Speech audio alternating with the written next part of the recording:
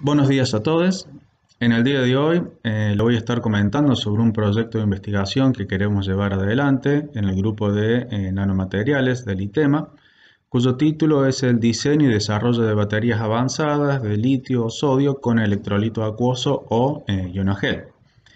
Este en realidad es un subproyecto de investigación que está en el marco de los proyectos de investigaciones de unidades ejecutoras del CONICET, cuyo proyecto general es básicamente el de la producción de materiales avanzados para la conversión y almacenamiento de energía renovable para su posterior integración en lo que serían microredes eléctricas inteligentes. La siguiente presentación la organicé de la siguiente manera. En un principio les voy a dar una introducción general de por qué es importante el proyecto que queremos llevar adelante. Luego les voy a dar una introducción de lo que son las baterías y finalmente me voy a centrar en lo que es el tema de investigación del proyecto PUE que queremos hacer. Si bien todos estos temas tienen una base de química que es muy importante, teniendo en cuenta lo que es el espíritu de las conferencias abiertas y tema, que es el de divulgar de una manera coloquial lo que son las novedades científicas o las actividades que se están realizando en los diferentes grupos del ITEMA. Todos los temas que voy a estar abordando en esta presentación lo voy a hacer de manera muy general. A modo de introducción, quisiera comentarles que estadísticamente se sabe que a lo largo de los años ha habido un aumento de lo que es la población a nivel mundial. Esto ha llevado a que también haya un aumento de lo que es el consumo de energías, básicamente de las energías primarias y energías provenientes de fósiles.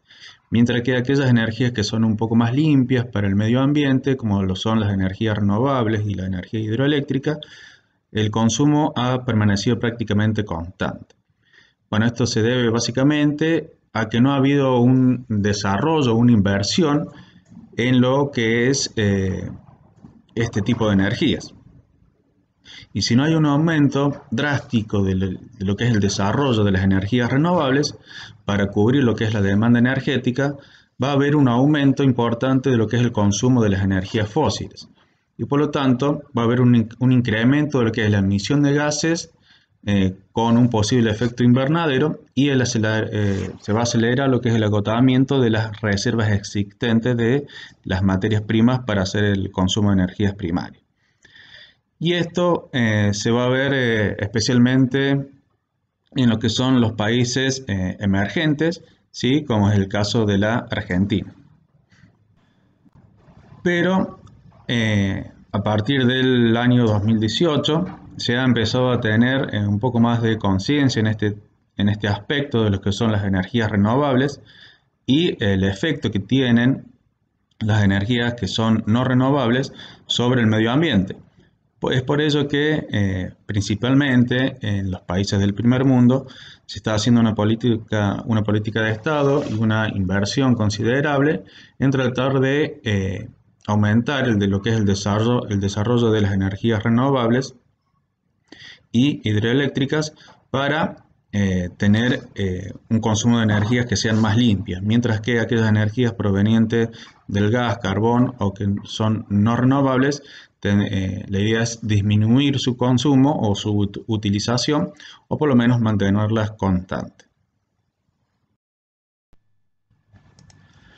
Las energías renovables de mayor interés para su uso comercial son la energía solar y la energía eólica. Este tipo de energías, si bien son amigables con el medio ambiente, es decir, que son energías limpias, también tienen el problema que son intermitentes o discontinuas. ¿Esto qué quiere decir? Que, por ejemplo, si nosotros queremos generar energía eléctrica a través de la energía solar, usando estos paneles solares, estos paneles solamente van a poder hacer ese proceso de conversión de energía solamente cuando les llegue radiación solar. Mientras que durante la noche, cuando el día está nublado, estos paneles fotovoltaicos no van a poder convertir energía solar en energía eléctrica. De manera análoga, en el caso de la energía eólica, solamente se van a poder convertir energía cuando haya viento y puedan mover las paletas de estas turbinas. Además, se sabe que a veces toda la energía que puede convertir tanto los paneles solares como lo que es la energía eólica, a veces no se consume al 100%, sino que queda una cierta cantidad de energía sin poder utilizar. Para ello, lo ideal es usar juntos con estos sistemas de generación de energía unos almacenadores de energía, como por ejemplo bancos de baterías, el cual almacena la energía que no se usa a partir de las energías renovables, y luego cuando estas energías intermitentes no puedan convertir energía, se hace uso de las baterías para suplir la deficiencia de energía en la red. Ahora bien, ¿qué son las baterías? Estas baterías, celdas o pilas básicamente son sistemas que convierten la energía química en energía eléctrica.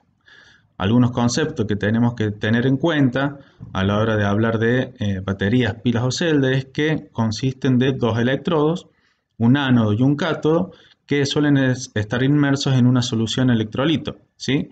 Esta solución contiene una sal que está disuelta ya sea en una solución acuosa o en una solución que no es acuosa, es decir, que tienen un solvente orgánico. Y la reacción química que ocurre en estos electrodos se produce a partir de una separación de cargas. Esta separación de cargas a la vez involucra lo que es una transferencia de electrones de un electrodo a otro. Y este flujo o movimiento de electrones es lo que genera lo que es la corriente eléctrica en la pila. Existen dos tipos de baterías, ¿sí? Por ejemplo, lo que son las baterías primarias y las baterías secundarias. La principal diferencia entre ellas es que las baterías primarias no son recargables, ¿sí? Como las pilas alcalinas comerciales que todos conocemos, y también como baterías secundarias son aquellas que se pueden recargar. Por ejemplo, las baterías de ion litio o la batería de plomo ácido.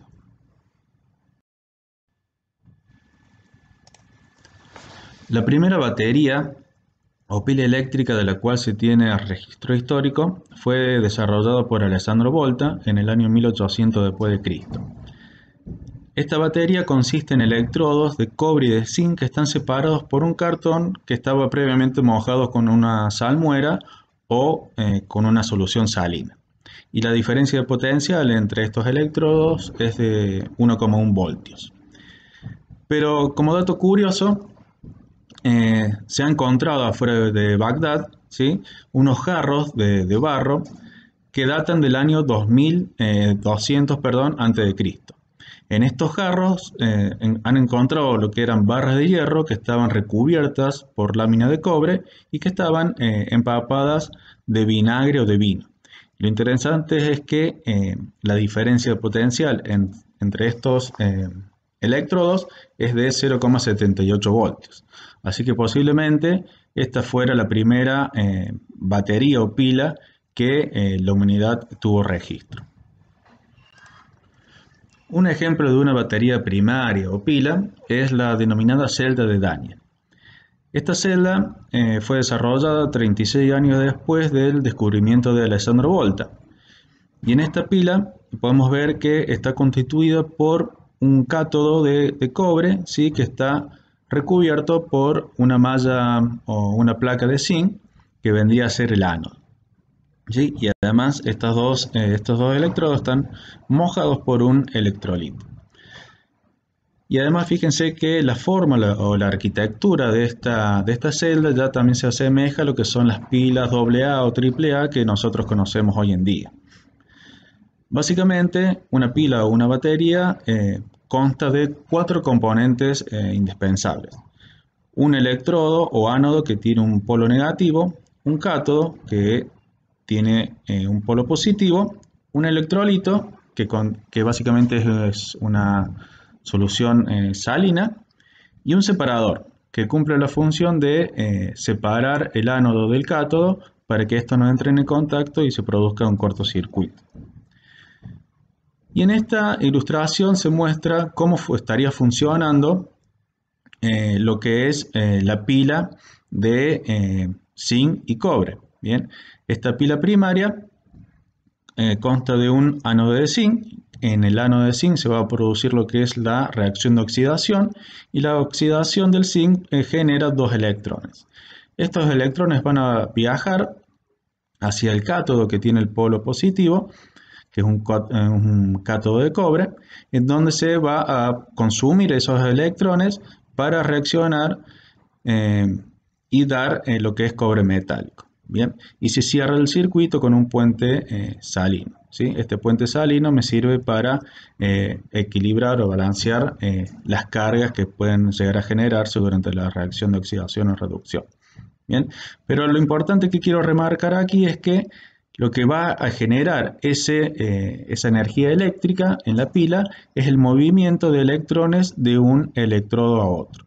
Y además, si uno usa un simple multímetro y hace contacto entre el electrodo de zinc y el electrodo de cobre, le va a dar una diferencia de potencial de 1,1 voltios. Esa diferencia de potencial siempre va a ser característica dependiendo de qué tipos de elementos están conformando lo que es el electrodo. Luego, como ejemplo de una batería secundaria, es la clásica batería de plomo ácido, ¿sí?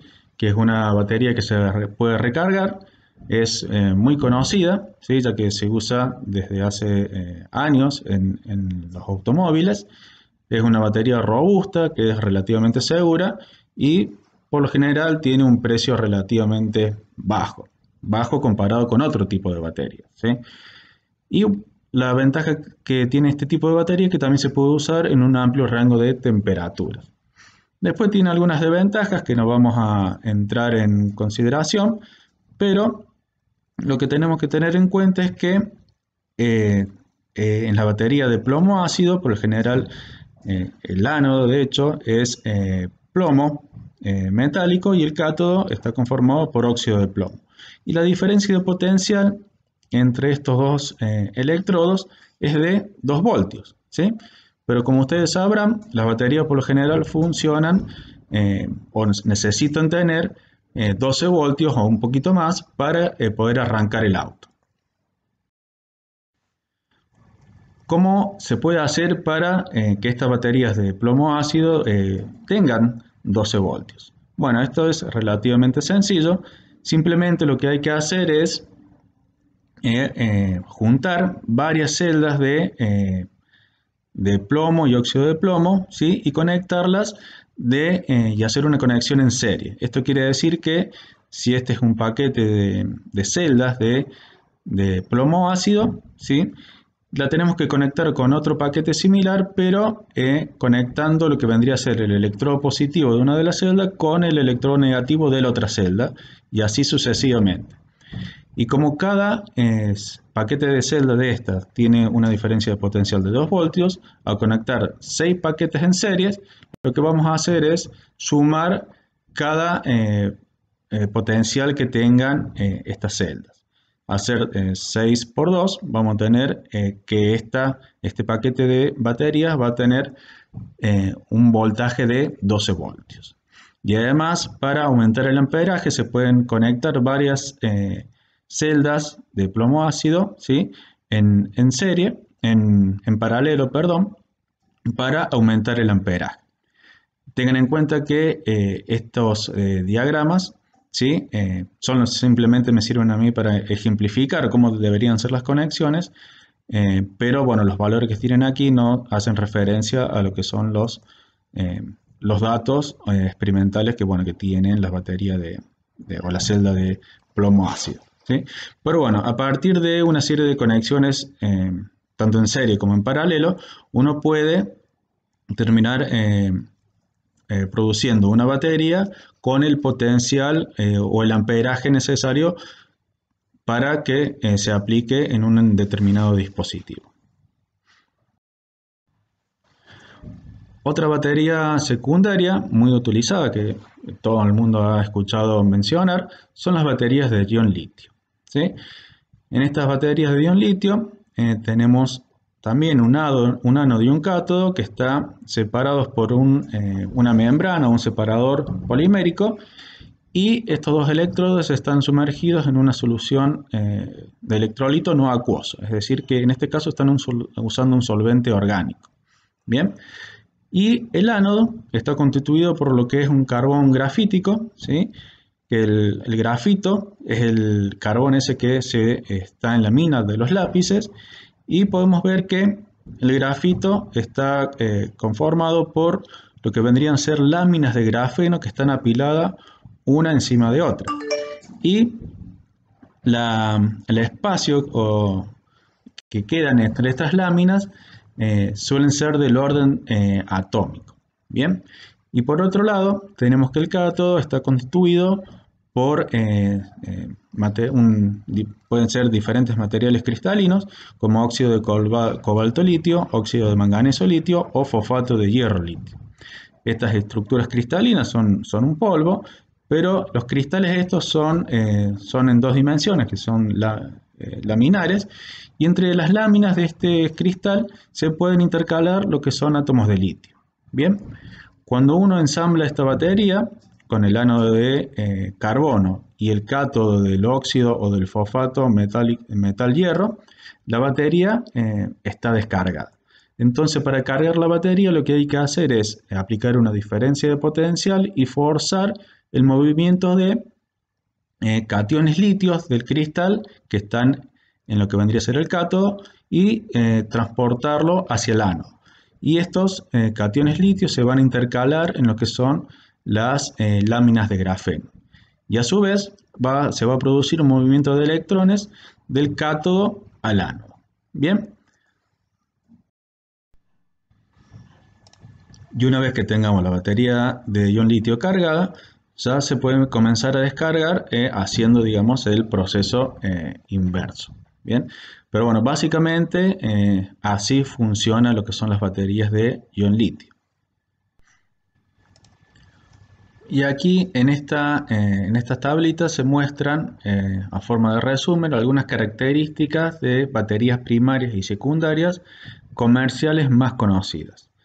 Por ejemplo, en las pilas alcalinas, que son las pilas AA o AAA que se están comercializando hoy en día, están constituidas por un ánodo y por un cátodo, ¿sí?, de zinc y de dióxido de manganeso respectivamente. Y la diferencia de potencial entre estos electrodos, ¿sí?, me da un voltaje de 1,5 voltios. Además, dependiendo del material en el cual están constituidos los electrodos, se puede obtener lo que es la carga que puede llegar a liberar o almacenar ese electrodo, ¿sí? Y al multiplicarse por la diferencia de potencial o el potencial de celda, vamos a obtener una densidad de energía. Bien, que esta densidad de energía hace alusión a la cantidad de energía que puede almacenar una batería. Fíjense, por ejemplo, que en el caso de las pilas alcalinas y las baterías de ion litio, la densidad de energía son muy similares, pero la diferencia de potencial, ¿sí?, de una batería de ion litio es mayor a la de las pilas alcalinas. Esta mayor diferencia de potencial, por lo general, en una batería significa que va a tener una mayor potencia, es decir, que esta batería de ion litio puede liberar mayor energía en un determinado tiempo comparado con lo que es las pilas alcalinas.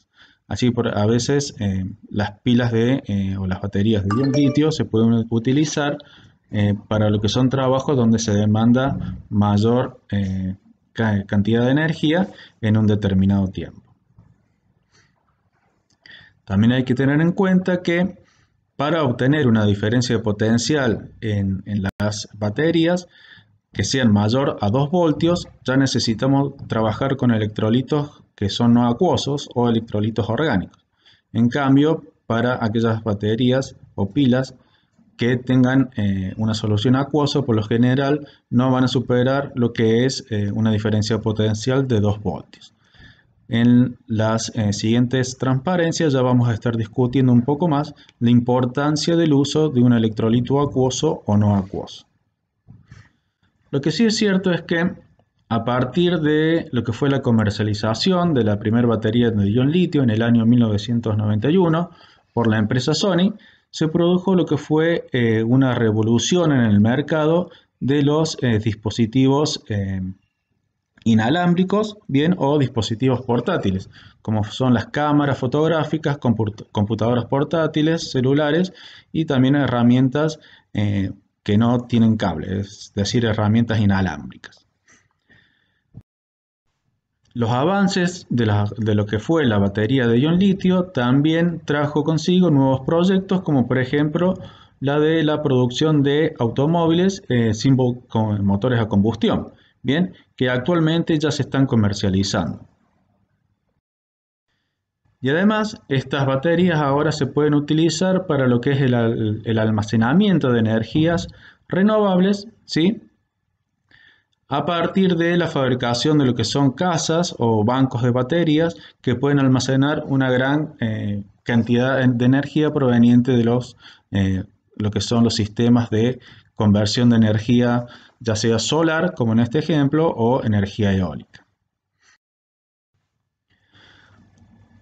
Pero si bien hay un gran mercado y se conoce mucho hoy en día sobre las baterías de ion litio, sí, se ha llegado a un sistema en donde el almacenamiento de energía a partir de las baterías de ion litio es limitada, ¿sí? En lo que es la teoría, en este cubo rojo, se puede ver que se puede almacenar una cierta densidad de energía específica, ¿sí? De casi unos 350 vatios hora por kilogramos, pero en la práctica se puede almacenar lo que son unos 200 vatios horas por kilogramo de material. Esta cantidad de energía que puede almacenar las baterías de ion litio tal vez no son suficientes para que los autos eléctricos tengan una alta autonomía. Es decir, que el auto con una batería completamente cargada pueda realizar un viaje con distancias relativamente largas, ¿sí? Por lo general, los autos eléctricos que funcionan como tal son para uso urbano y no para hacer recorridos demasiado largos.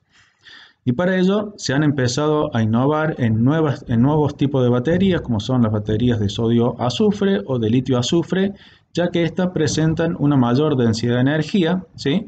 que en teoría podrían ser 5 o 6 veces mayor a la densidad de energía que presentan las baterías de ion litios comerciales. Y por otro lado, se tiene que la materia prima, que es el azufre, ¿sí? es muy barato, ya que es un subproducto que se obtiene del refinamiento del petróleo, ¿sí? Y se obtiene por lo general por toneladas, y esto hace que este material o esta materia prima sea muy barato. Bien, entonces hoy en día se está haciendo mucha investigación sobre este tipo de baterías, ya que se podrían reemplazar, no sé si a las baterías que se utilizan en los automóviles, tal vez sí en sistemas o vehículos que sean de mayor tamaño, como por ejemplo camiones, aviones o otros sistemas o otros tipos de vehículos, pero también más que nada este tipo de baterías, porque por lo general tienen un volumen por peso mayor a las baterías de ion litio, se puede estar utilizando como bancos de almacenamiento de energía para lo que es el almacenamiento de energía proveniente de sistemas renovables. Muy bien, como les había comentado anteriormente, las pilas o baterías van a usar un electrolito que puede ser un electrolito orgánico o un electrolito acuoso. Bien, por lo general se prefiere usar un electrolito orgánico, como en el caso de las baterías de ion litio y de las baterías de litio-azufre, ya que en este caso se puede trabajar con una ventana de potencial mucho mayor que la ventana de potencial que ofrece el uso de un electrolito acuoso. Pero la desventaja de usar un electrolito orgánico es que la conductividad va a ser mucho menor que aquellos que estén utilizando un electrolito acuoso. Por otro lado, al usar un solvente orgánico, nosotros tenemos que hacer la fabricación o el ensamblado de las baterías en una atmósfera inerte que contenga gas nitrógeno o gas argón y evitar la presencia de átomos de oxígeno o moléculas de agua en el sistema de ensamblado, porque estos son unos contaminantes para lo que es la batería de ion litio, por ejemplo. Esto hace que los costos de fabricación sean mucho mayor y además al estar utilizando un solvente orgánico, si esta pila se abre o se desecha al medio ambiente, es considerado un compuesto contaminante.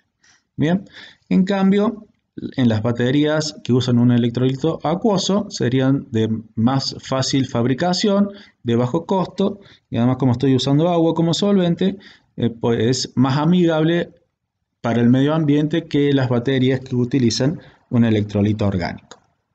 Teniendo en cuenta las ventajas de lo que es usar un electrolito acuoso, en el proyecto de investigación que hemos propuesto, nos vamos a focalizar en lo que es la fabricación o lo que es la producción de baterías con electrolitos acuosos. El objetivo general del proyecto de investigación de unidad de ejecución consiste en estudiar y desarrollar materiales para electrodos para ser utilizados en el almacenamiento de energía de bajo costo que sean sustentables y ecológicamente seguros, tales como baterías recargables acuosas o bien capacitores híbridos de ion litio que contengan electrolitos de estado cuasi sólido basados en geles acuosos o hidrogeles. De esta manera se busca proporcionar al mercado una tecnología que sea una alternativa a las baterías no acuosas convencionales de ion litio. Y básicamente, en este esquema, nosotros proponemos utilizar un ánodo de azufre-carbón, mientras que el cátodo puede ser un material que ya se está utilizando en las baterías de ion litio comerciales, como el óxido de manganeso litio o el fosfato de hierro litio, que se sabe que este tipo de materiales pueden almacenar o liberar energía tanto en un solvente orgánico o en un solvente acuoso. Bien. Y este tipo de batería va a usar agua principalmente como solvente, o la base del electrolito va a ser acuosa, o bien también se podría formar un gel, ¿sí?, con base o un hidrogel, el cual me permita mejorar lo que es el rendimiento de ciclado de la batería y si la batería en algún momento, por algún accidente, se abre, el gel, al ser semisólido, no va a haber un derrame del electrolito sobre alguna superficie. Pero bien, como le habíamos comentado anteriormente, las desventajas de usar un electrolito acuoso es que la ventana de potencial de trabajo va a ser acotado. ¿Por qué? Porque si trabajamos a potenciales muy altos, del agua se va a empezar a desprender oxígeno, o si trabajamos a potenciales muy bajos, también del agua se puede desprender lo que son moléculas de hidrógeno. Y al generarse un gas dentro de una celda o de una batería, va a aumentar la presión, haciendo que, produciéndose que puede llegar a explotar la batería. Bien, entonces los materiales con los cuales podemos trabajar a esta ventana potencial son más limitados que en el caso de las baterías que usan un electrolito orgánico. Si utilizamos agua pura en nuestras celdas o baterías, vamos a tener que la ventana de potencial al cual podemos trabajar es de 1,23 voltios. Bien, pero si agregamos una sal al agua pura, vamos a tener una disolución, es decir, que la cantidad de sal va a ser menor a la cantidad de agua o solvente que tengamos, y esto puede hacer que la ventana de potencial aumente, debido a que ahora el potencial de evolución de oxígeno se va a realizar a potenciales más altos, mientras que la evolución de hidrógeno o la generación de hidrógeno se va a realizar a potenciales más bajos. Bien, esto suele ocurrir cuando la concentración de la sal en agua es de 1 molar o 2 molar. Pero recientemente se ha descubierto que al utilizar una concentración de sal mucho mayor, es decir, de unos 21 molar a 28 molar, ¿sí? Vamos a tener un sistema donde el electrolito se denomina agua en sal, ya que la cantidad de agua es casi proporcional o menor a la cantidad o la concentración de sal que hemos agregado. Esto hace que ahora las moléculas de agua estén interaccionando, ¿sí?, con lo que vendría a ser las moléculas de la sal o de la estructura cristalina, y ahora van a estar menos disponibles para que reaccionen y generen lo que es moléculas de oxígeno o moléculas de hidrógeno. Y esto hace que la ventana de potencial aumente de 3 hasta 4 voltios, lo cual ahora sí me permitiría a mí, con este tipo de sistema, utilizar lo que es un ánodo de azufre y un cátodo de óxido manganeso litio para generar una batería que tenga una diferencia de potencial de 2,3 voltios. Este sistema vendría a ser lo que es la piedra angular de lo que va a ser la investigación que vamos a desarrollar próximamente a partir de lo que es el proyecto PUE. Y junto con la aprobación del proyecto PUE, que ya se nos fue otorgado, también estaba la posibilidad de que nos dieran 4 becas para hacer doctorados, ¿sí? Y una de estas becas recientemente fue aprobada para hacer un doctorado en ciencias químicas en el tema que les he estado comentando hoy. Y el candidato que hemos propuesto es Luis Miguel Escobar Martínez, que que viene de la Universidad de Córdoba, de Colombia, y su comienzo de beca va a ser a partir del 1 de octubre. Bien, ahora bueno, tenemos que comenzar con todos los trámites burocráticos para que él pueda comenzar a trabajar en esa fecha, y esperamos que a partir del comienzo de la beca doctoral de Luis Miguel, empecemos a obtener un poco más de resultados de este proyecto, y si es así, bueno, ya lo vamos a estar comunicando en algún seminario, charla el año que viene. Con esto ya solamente me queda agradecerles por su atención y quedo a su disposición para alguna consulta o duda que tengan sobre dicho proyecto. Muchas gracias.